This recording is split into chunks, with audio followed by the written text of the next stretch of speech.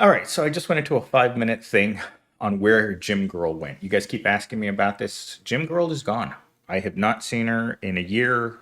She was around me for 9 months and then she vanished.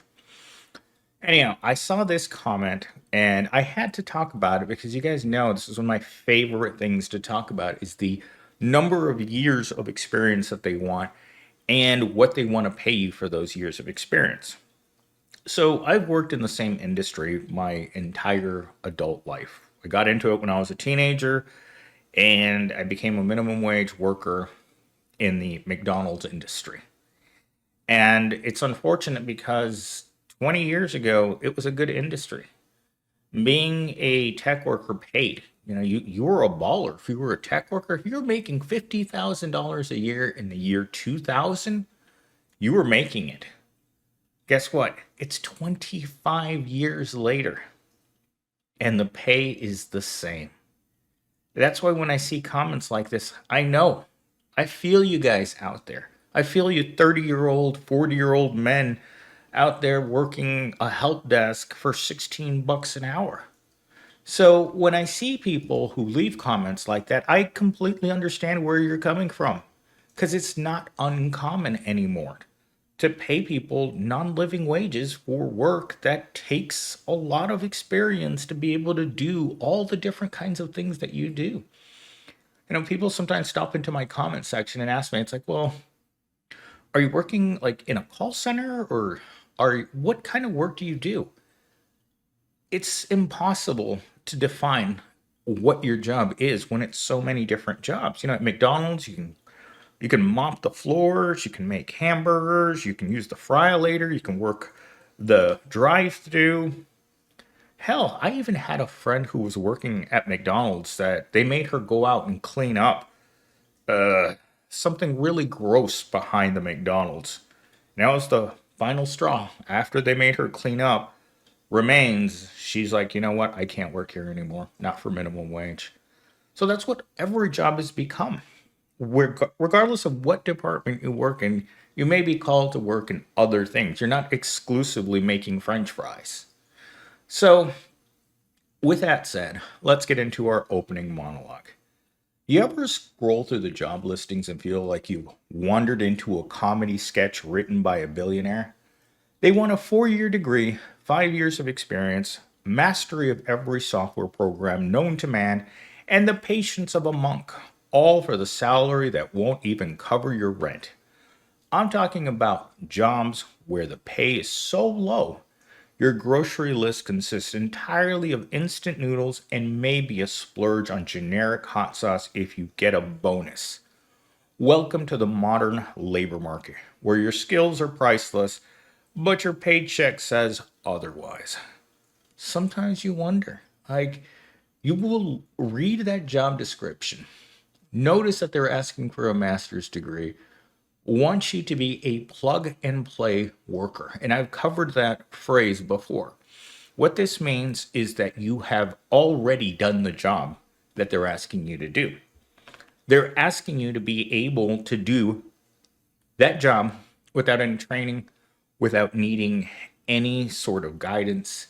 You come in and you start working day one. Because I ask myself this question all the time: who's going to train the people? There's no training at most jobs. Either you know how to do the job, or they're going to hire you, and a couple days later they're going to fire you. In fact, when I was a teenager, I worked with two much older guys, guys that were my age now when I was a teenager.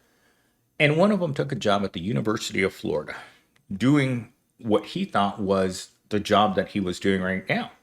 And so he moved all the way to Florida, bought a house, and started a life there. 2 weeks later, my boss gets a phone call.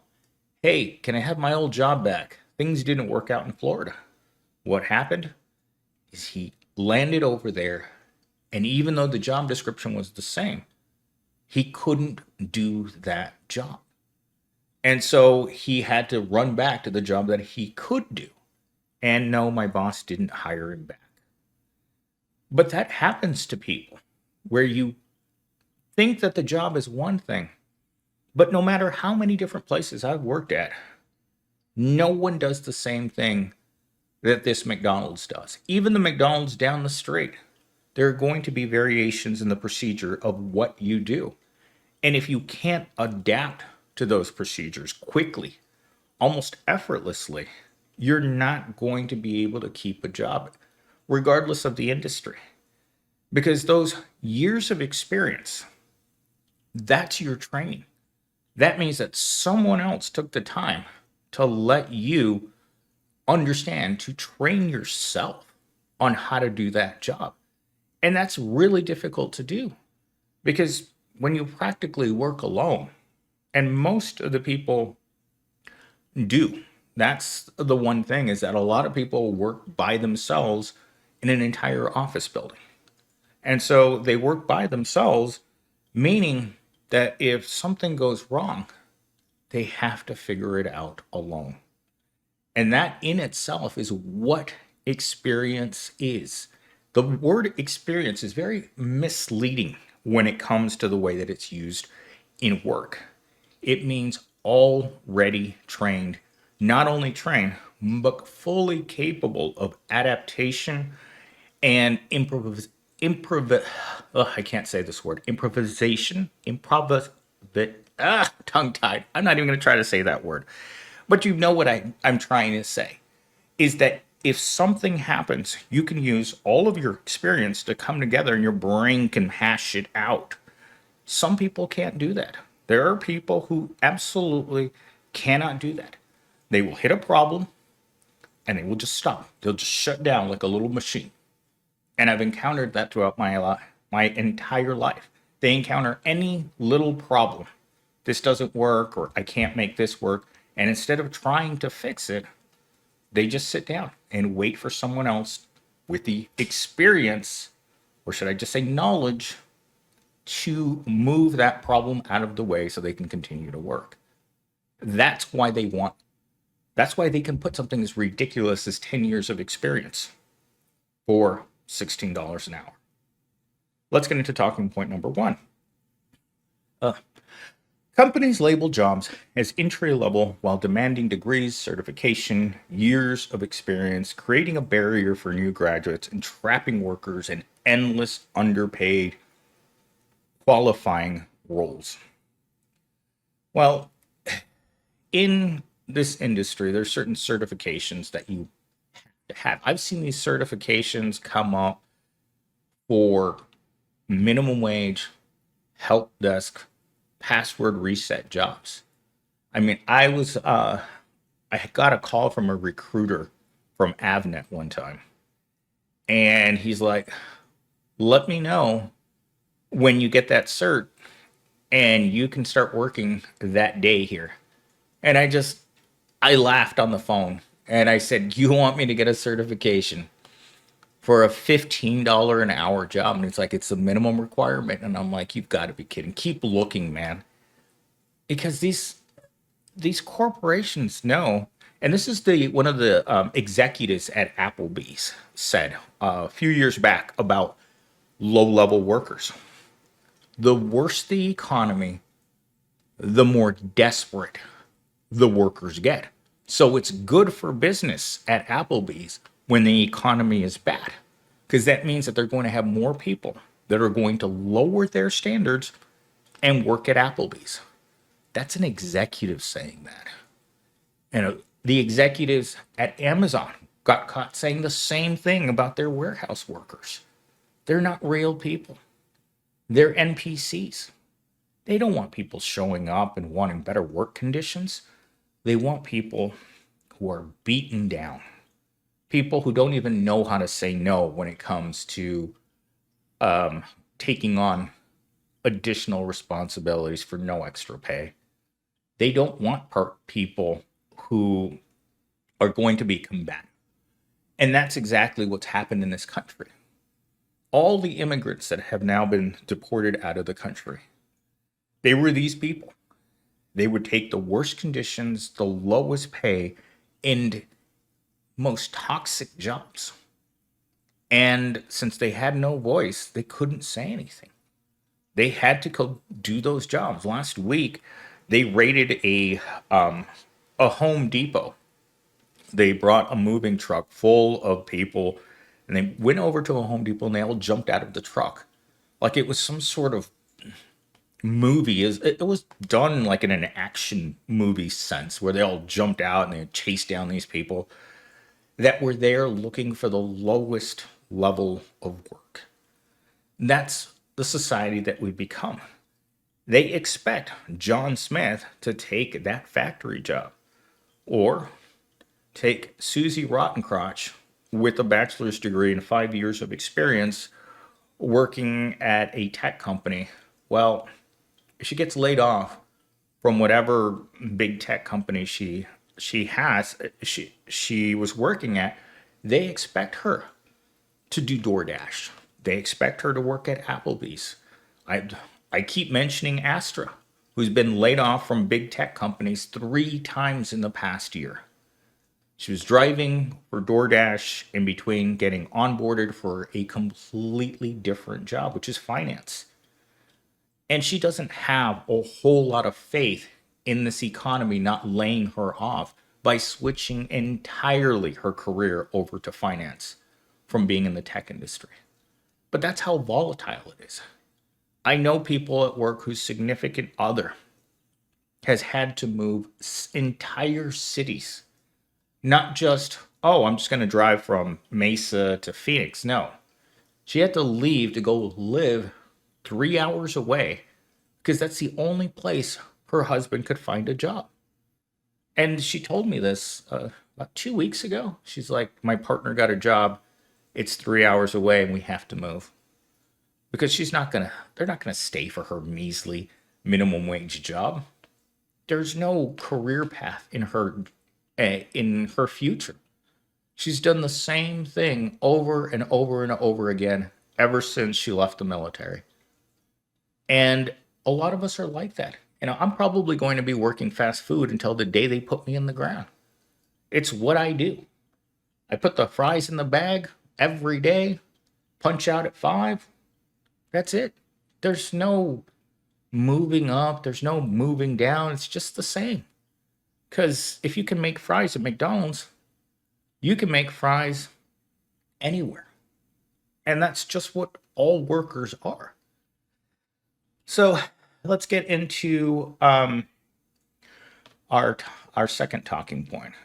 Job listings in specialized fields like tech or finance routinely demand skills worth $60,000 to $80,000, but offer $35,000 to $40,000 salaries, banking on the desperation to fill roles at a discount. I have literally sat in a job interview where it was, how desperate are you? Because you walk in thinking, oh, the job says it's $60,000 to $80,000 a year. Well, they need to mislead you in order to get you into the job interview.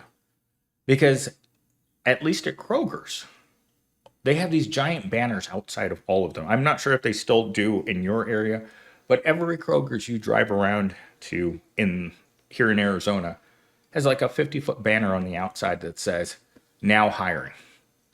Yesterday, I walked in with my friend after, where did we go? We were at the pet store. We were at the reptile store. And we walked in there because I needed to get some more Pearl beer.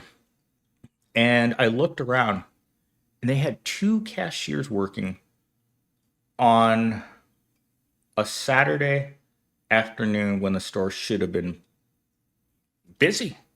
I literally walked over to my friend Susie, and I introduced Susie to my other friend that I was with, and I said, hey, you guys have like stuff in common. And they both started talking, but cashier Susie's very, very timid. Like to the point where you can tell that she's very, very easily scared. So she didn't even want to talk to her that much. And then on the other side, they had some girl that I'd never seen before, another cashier on the self-checkout. And that was it. Those were the only 2 workers working. I think they may have had someone on the express, but there was no one in the store. In fact, I had one of those cashiers come up to me. I think it was Thursday afternoon. She's like, oh my God, a customer. And I'm like, okay. I guess things are really bad in the grocery business. But anyhow, Desperation is something that they really, really count on, and it's something that they're willing to sacrifice for.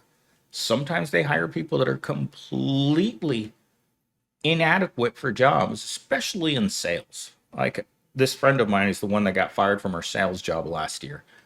And she didn't really have a lot of experience, but as my other friend tells me, anyone can be trained to do sales. You just have to listen and repeat. And that's exactly how I felt when I was working at Insight. They gave you a little script and you had an intro, an outro, and they didn't want you deviating from the script. Because deviating from the script means that you don't sound professional. And if you don't sound professional, well, you guys should have seen this email that they sent out to us when I was working there about how not to sound professional. Don't sound like you're from the hood, is what we were told in a company email. Read the script, stick to the script, don't use your own words because your own words are wrong. Now, getting people into jobs that pay $15 an hour, because $35,000 a year is exactly $15 to $16 an hour.